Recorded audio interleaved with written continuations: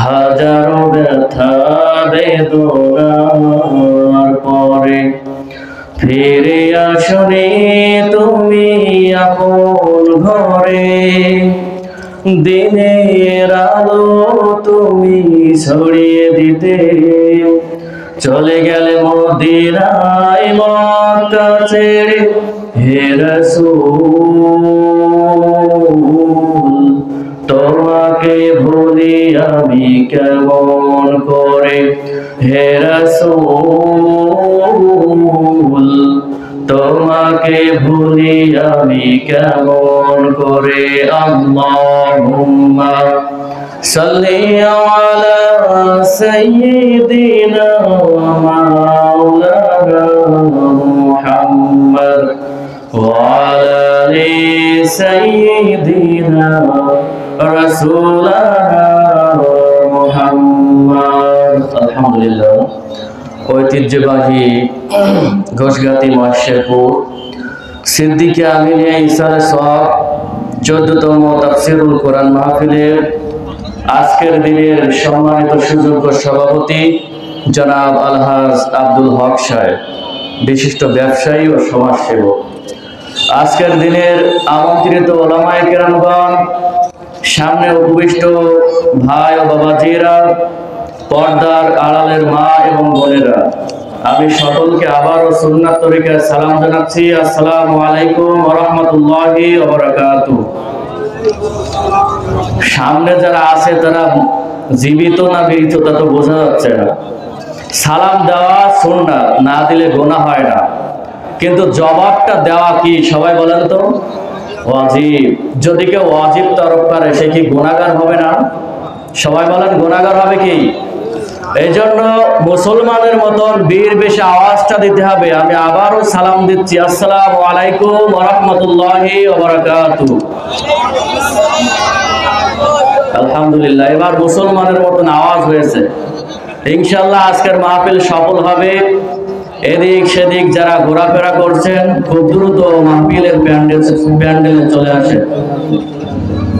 আজকের এই মাহফিলে আমরা আসতে পেরেছি, আল্লাহ সুবহানাহু ওয়া তাআলা আমাদেরকে আসার তৌফিক দিয়েছেন। এই জন্য এই মহান প্রভু আল্লাহ সুবহানাহু ওয়া তাআলার দরবারে লাখ কোটি সুজুদ এবং শুকরিয়া আদায় করছি। আলহামদুলিল্লাহ। দুরূদ পেশ করছি মহান মানবতার মুক্তির দূত সাইয়্যিদুল মুরসালিন খাতামুন নবিয়্যিন বিশ্ব নবী জনাব মুহাম্মদুর রাসূলুল্লাহ সাল্লাল্লাহু আলাইহি ওয়াসাল্লামের উপর। সম্মানিত হাজিরিন, আজকের এই মাহফিলে আমরা আসতে পেরে খুশি নাকি বেজার? একটু আওয়াজ দিয়ে বলেন, খুশি নাকি বেজার? যদি খুশি হয়ে থাকেন তাহলে আল্লাহর হাবিব সাল্লাল্লাহু আলাইহি ওয়াসাল্লাম আমাদেরকে আপনাদেরকে একটা সুসংবাদ দান করছেন। সেই সুসংবাদটা কি শুনবেন আপনারা? আল্লাহর হাবিব সাল্লাল্লাহু আলাইহি ওয়াসাল্লাম বলেন, যখন কোন আল্লাহর বান্দা কোরআনুল কারীমের একটি আয়াত শোনার জন্য, একটি আয়াত বোঝার জন্য কোন মাজলিসের ভিতরে বসে যায়, কোন প্যান্ডেলের ভিতরে বসে যায়, কোন মাহফিলের প্যান্ডেলের ভিতরে বসে যায়, আল্লাহ পাক রব্বুল আলামিন খুশি হয়ে ওই বান্দার আমলনামায় 100 রাকাত নফল নামাজের সওয়াব দিয়ে দেন। সুবহানাল্লাহ। এরপরে আল্লাহর হাবিব সাল্লাল্লাহু আলাইহি ওয়াসাল্লাম বলেন, ও আমার উম্মতেরা, যখন কোন আল্লাহর বান্দা দ্বীন ইলম অর্জনের জন্য, দ্বীন শিক্ষা করার জন্য কোন মাজলিসের ভিতরে বসে যায়, কোন মাহফিলের প্যান্ডেলের ভিতরে বসে যায়, আল্লাহ পাক রব্বুল আলামিন খুশি হয়ে ওই বান্দার আমলনামায় 1000 রাকাত নফল নামাজের সওয়াব দিয়ে দেন। সুবহানাল্লাহ। তাহলে আজকের এই মাহফিলে আমরা আসতে পেরে খুশি নাকি বেজার? শুধু তাই না আমার ভাইরা, এরপরে আরেকটা হাদিসের ভিতরে এসেছে, আল্লাহর হাবিব সাল্লাল্লাহু আলাইহি ওয়াসাল্লাম বলেন, যখন কোন আল্লাহর বান্দা বাড়ি থেকে মাহফিল শোনার জন্য নিয়ত করে বাহির হয়ে যায়, সঙ্গে সঙ্গে গর্তের পিপিলিকারা তার জন্য দোয়া করতে থাকে, রব্বুল আলামিন তোমার এই বান্দার জীবনের সমস্ত গুনাহ খাতাকে মাফ করে দাও। সুবহানাল্লাহ। সুবহানাল্লাহর আওয়াজ এত আস্তে হলে তো হবে না। সুবহানাল্লাহ বললে লাভ নাকি লস বলেন তো? সুবহানাল্লাহ কেন জোরে বলতে হবে একটা উদাহরণ আমি দিই, এরপরে ইনশাআল্লাহ ওয়াজ শুরু করব আয়াত থেকে। আল্লাহ পয়গম্বর সুলাইমান আলাইহিস সালাতু ওয়াস সালাম, ওনার মুজিজা ছিল উনি বিশাল সিংহাসনে করে বাতাসে করে এদিক সেদিক যেতেন। কিরকম মুজিজা ছিল কিনা? এইজন্য তিনি তাম পৃথিবী কিন্তু শাসন করেছেন। 4 জন শাসক, 2 জন মুসলিম এবং 2 জন অমুসলিম তাম পৃথিবী শাসন করেছেন। তার ভিতরে 2 জন মুসলিম শাসকের ভিতরে অন্যতম হযরত সুলাইমান আলাইহিস সালাতু ওয়াস সালাম। ওনার অন্যতম মুজিজা ছিল যে তিনি বাতাসের গতিতে তার সিংহাসন নিয়ে এক স্থান থেকে অন্য স্থানে যেতে পারতেন। সুবহানাল্লাহ। আল্লাহর পয়গম্বর সুলাইমান আলাইহিস সালাতু ওয়াস সালাম ওই বিশাল সিংহাসন নিয়ে ওই বাতাসের সঙ্গে যখন উড়ে চলে যাচ্ছে, এই জমিনের ভিতরে আল্লাহর একজন গুনাহগার বান্দা, এই বান্দাটা এই দৃশ্য দেখে মনে অজান্তে জোরে বলে উঠেছে সুবহানাল্লাহ। জোরে বলেন সুবহানাল্লাহ। যখনই আল্লাহর বান্দা মনের গহীন থেকে একবার বলেছে সুবহানাল্লাহ, সঙ্গে সঙ্গে ওই বান্দা লক্ষ্য করে দেখলো যে আল্লাহর পয়গম্বর সুলাইমান আলাইহিস সালাতু ওয়াস সালাম যে দিক যাচ্ছিল ওই বিশাল সিংহাসন নিয়ে, ওই গতি পরিবর্তন করে তার দিকে সিংহাসনটা চলে আসছে। সুবহানাল্লাহ। আল্লাহর বান্দা ভয় পেয়ে গেল, আমি কি বললাম? বিশাল সাম্রাজ্যের যিনি প্রেসিডেন্ট আল্লাহর পয়গম্বর সুলাইমান যেদিকে যাচ্ছিলেন ওই দিকের গতি পরিবর্তন করে আমার দিকে চলে আসছে, আমি কি এমন বলে ফেললাম? উনি ভয় পেয়ে গেলেন। কিছুক্ষণ পরে সুলাইমান আলাইহিস সালাতু ওয়াস সালাম সামনে এসে নেমে বলছে, হে আল্লাহর বান্দা, একটু আগে তুমি কি বলছো সেটা আমাকে বলো। এই আল্লাহর বান্দা বলছে, হে আল্লাহর পয়গম্বর সুলাইমান, আমি তো অনার্থক কিছু বলি নাই, আমি তো আপনার কোন সমালোচনা করে কোনো কথা বলি নাই, অন্যায় কিছু বলি নাই। আপনি যখন এই বিশাল সিংহাসন নিয়ে বাতাসের সঙ্গে উড়ে চলে যাচ্ছিলেন, আমি তখন আমার মনের গহীন থেকে একবার মাত্র বলেছি সুবহানাল্লাহ। এই সুবহানাল্লাহ ছাড়া আর কিছুই আমি বলি নাই। তখন আল্লাহর পয়গম্বর সুলাইমান আলাইহিস সালাতু ওয়াস সালাম বলছে, হে আল্লাহর বান্দা, ভয় পাওয়ার কোনো কারণ নাই, টেনশন করার কোনো কারণ নাই, কারণ আমি নবী, তুমি তো নবী না। আমি আমার নবুয়তের চক্ষু দিয়ে যা দেখতে পাই তুমি তা দেখতে পাও না। ও আল্লাহর বান্দা, একটু আগে যখন তুমি সুবহানাল্লাহ বলেছো, আমি ওই সিংহাসন থেকে দেখতে পাচ্ছিলাম আল্লাহ পাক রব্বুল আলামিনের অসংখ্য ফেরেশতারা তোমার আমলনামায় কে কত নেকি লিখবে তার প্রতিযোগিতা করছে। সুবহানাল্লাহ।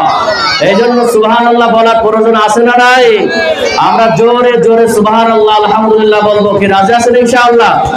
আমরা এখানে বসেছি আজকে, আল্লাহ পাক রব্বুল আলামিন আমাদেরকে দেখছেন কিনা বলেন তো? এই আসমানের মালিক কে? জমিনের মালিক কে? আমাদের রিজিকের মালিক কে? একটু আওয়াজ দিয়ে বলেন, আমাদের রিজিকের মালিক কে? এটাকে আমাদের বিশ্বাস হয়? বিশ্বাস অনেকের হয় না। এই জন্য আমরা রিজিকের পিছনে দৌড়াতে দৌড়াতে আল্লাহর ইবাদত করার সময় পাই না। কি কথা বলেন ঠিক কিনা? এই রিজিক যে আল্লাহর হাতে, প্রত্যেকটা মাখলুকের জন্য আল্লাহ রিজিক বরাদ্দ করে রেখেছেন, এই কথা যদি আমরা মন থেকে দিল থেকে বিশ্বাস করতাম, তাহলে আল্লাহর ইবাদত বাদ দিয়ে এই রিজিকের পিছনে, সম্পদের পিছনে আমরা দৌড়াতে পারতাম না। কথা বলেন ঠিক কিনা? এই রিজিকের মালিক আল্লাহ পাক রব্বুল আলামিন, প্রত্যেকটা মানুষের জন্য আল্লাহ পাক রব্বুল আলামিন মাখলুকের জন্য রিজিক বরাদ্দ করেছে। তার বাস্তব উদাহরণ কি দেখেন? আমরা তো রিজিকের দিকে দৌড়াদৌড়ি করি। আল্লাহ পয়গম্বর সুলাইমান আলাইহিস সালাতু ওয়াস সালাম বিশাল বড় একটা সমুদ্রের পাশে পাথরের গায়ে হেলান দিয়ে বসে বসে আল্লাহর এই যে বিভিন্ন সৃষ্টি নিয়ে চিন্তা ভাবনা করছে। কে করছে এই চিন্তা ভাবনা বলেন তো? আমি মাঝে মাঝে কিন্তু আপনাদের দৃষ্টি আকর্ষণ করবো, মানে আপনারা মনোযোগ দিয়ে শুনছেন কিনা একটু জবাব দিবেন। কেননা এই যে আমি কথা বলছি, আপনারা আপনাদের মতন বসে আছেন বিভিন্ন অন্যদিকে, এরকম কথা বলে তো লাভ নেই। লাভ আছে বলেন? আমি কথা বলছি, আমার ক্যালোরি নষ্ট হচ্ছে না, আর আপনারা বসে আছেন, আপনাদের সময় নষ্ট হচ্ছে। কিন্তু যখনই আমরা কোরআন হাদিস থেকে কথাগুলো বুঝবো, তখন আমাদের এই সব কষ্ট কিন্তু বৃথা যাবে না। এর পরিবর্তে আল্লাহ পাক রব্বুল আলামিন আমাদেরকে কিন্তু কি নেকির ব্যবস্থা করে দিবেন। এই জন্য আমরা একটু কথা বলবো। কি রাজি আছেন ইনশাআল্লাহ? সুলাইমান আলাইহিস সালাতু ওয়াস সালাম বিশাল সমুদ্রের তীরে বিশাল বড় একটা পাথরের গায়ে হেলান দিয়ে আল্লাহ পাক রব্বুল আলামিনের সৃষ্টি নিয়ে গবেষণা করেছে। যে এত বড় সৃষ্টি, এত কিছু আল্লাহ পাক রব্বুল আলামিন দিয়েছেন, এইরকম নবীরা কিন্তু গবেষণা করতেন। আমরাও গবেষণা করি, কি কথা বলেন ঠিক কিনা? কিন্তু আল্লাহর সৃষ্টি না, আল্লাহর সৃষ্টি নিয়ে আমরা গবেষণা করি না। আমরা সব সময় গবেষণা করি কার পিছনে বাস দেওয়া যায়, কথা বলেন ঠিক কিনা? আমাদের মনের ভিতরে, মাথার ভিতরে, ব্রেনের ভিতরে সব সময় চিন্তা কার কিভাবে বাস দেওয়া যায়, কি কথা বলেন? কিন্তু আল্লাহর পয়গম্বর নবীদের মনের ভিতরে চিন্তা ফিকির সব সময় করতেন যে আল্লাহ এই সৃষ্টিটা কিভাবে করলো। কেননা আল্লাহ সৃষ্টি নিয়ে যত গবেষণা করা হবে ঈমানটা তত বৃদ্ধি পেতেই থাকবে। সুবহানাল্লাহ। আল্লাহর পয়গম্বর সুলাইমান আলাইহিস সালাতু ওয়াস সালাম পাথরের গায়ে হেলান দিয়ে চিন্তা ফিকির করছে আল্লাহর সৃষ্টি নিয়ে। হঠাৎ করে লক্ষ্য করে দেখতে পেলেন বিশাল বড় একটা এই যে পিপীলিকা, সে তার মুখের ভিতরে একটা গমের দানা টেনে নিয়ে সমুদ্রের কিনারায় যাচ্ছে। সমুদ্রের কিনারা ওই পানির ভিতর থেকে আবার একটা ব্যাঙ উঠে আসলো। আল্লাহর পয়গম্বর সুলাইমান আলাইহিস সালাতু ওয়াস সালাম এই দৃশ্যগুলো দেখছিলেন যে পিপীলিকা গমের দানা টেনে নিয়ে ওই সমুদ্রের কিনারায় চলে যাচ্ছে। আবার সমুদ্রের পানির ভিতর থেকে একটা ব্যাঙ উঠে গেছে। এই ব্যাঙটা যখন উঠেছে, এই পিপীলিকাটা গমের দানা টেনে নিয়ে আস্তে আস্তে করে ওই ব্যাঙের সামনে রেখে পিপীলিকা চলে আসছে, আর ব্যাঙটা ওই গমের দানা নিয়ে আস্তে করে সমুদ্রের ভিতরে আবার চলে গেছে। সুবহানাল্লাহ। হযরত সুলাইমান আলাইহিস সালাম এই দৃশ্য দেখে অবাক হয়ে গেলেন আর চিন্তা করলেন যে এটা কি জন্য হলো, আজকে আমাকে জানতে হবে। পিপীলিকা এবার আস্তে আস্তে পিপীলিকার গন্তব্যে চলে যাচ্ছে, ব্যাঙ তার গন্তব্যে চলে গেছে। আল্লাহ পয়গম্বর সুলাইমান আলাইহিস সালাম এই পিপীলিকাকে ডাক দিলেন যে হে পিপীলিকা, আমার দিকে আসো। পিপীলিকা আল্লাহর পয়গম্বর সুলাইমান আলাইহিস সালামের কথা শুনবে না? সবাই বলেন শুনবে না? কিসের জন্য? আল্লাহর পয়গম্বর সুলাইমান আলাইহিস সালামের আরেকটা মুজিজা, সমস্ত মাখলুক, কীট পতঙ্গ, গাছগাছালি সুলাইমান আলাইহিস সালামের ভাষা বুঝতেন এবং সুলাইমান আলাইহিস সালামও তাদের ভাষা বুঝতেন। সুবহানাল্লাহ। এই জন্য পিপীলিকাকে ডাক দিয়েছে। পিপীলিকা সঙ্গে সঙ্গে বুঝতে পেরেছে, তার কাছে চলে এসেছে। তখন সুলাইমান আলাইহিস সালাম বলছে, হে পিপীলিকা, একটু আগে যে দৃশ্য দেখলাম, গমটা টেনে নিয়ে গেলে আর ব্যাঙটা গমের দানা নিয়ে সমুদ্রে চলে গেল, এর কারণটা কি? এবার ওই পিপীলিকা বলছে, আল্লাহর পয়গম্বর সুলাইমান শুনে নেন, এই যে বিশাল সমুদ্র দেখতে পাচ্ছেন, এই সমুদ্রের গভীরে কিছু পাথর আছে। ওই পাথরের নিচে চিপায় কিছু পোকা মাকড় আল্লাহ সৃষ্টি করেছেন। ছোট্ট ছোট্ট পোকা মাকড়ের ভিতরে কিছু পোকা মাকড় অন্ধ, তারা রিজিক তালাশের জন্য বাহিরে যেতে পারে না। ওই ছোট্ট ছোট্ট পোকা মাকড়ের রিজিক সরবরাহের জন্য আমি পিপীলিকাকে আল্লাহ নিযুক্ত করেছেন। সুবহানাল্লাহ। তাহলে আমার ভাইরা একটু ক্ষুদ্র ব্রেন দিয়ে চিন্তা ভাবনা করেন, বিশাল বড় সমুদ্র, ওই সমুদ্রের তলদেশে পাথরের চিপায় অসংখ্য ছোট্ট ছোট্ট কীট পতঙ্গ আল্লাহ পাক রব্বুল আলামিন সৃষ্টি করেছেন, আর তার ভিতরে কিছু পোকামাকড় অন্ধ, তারা রিজিক তলাশের জন্য বাহিরে যেতে পারে না। ওই রিজিক, ওই ছোট্ট পোকামাকড়ের রিজিকের ব্যবস্থা যদি আল্লাহ সুবহানাহু ওয়া তাআলা করতে পারে, তাহলে আপনি আমি আশরাফুল মাখলুকাত আমাদের রিজিকের ব্যবস্থা আল্লাহ করবেন কি করবেন না? জোরে বলেন। আল্লাহ পাক রব্বুল আলামিন অবশ্যই এই আশরাফুল মাখলুকাতের রিজিকের ব্যবস্থা করেই রেখেছেন। সুবহানাল্লাহ বলেন।